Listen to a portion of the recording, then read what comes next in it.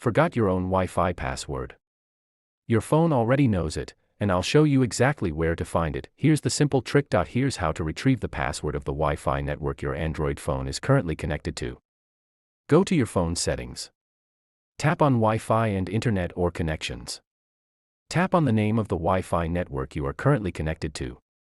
Look for an option like Share, a QR code icon, or Advanced. Tap it. You may be asked to verify your identity with a fingerprint, PIN, or pattern. A QR code will appear.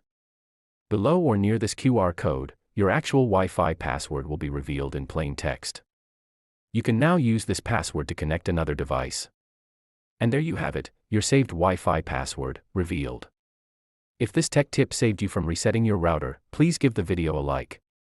What other hidden phone feature should I cover next? Let me know in the comments. For more quick and useful tutorials, subscribe to the channel and hit the bell so you don't miss the next one. Thanks for watching.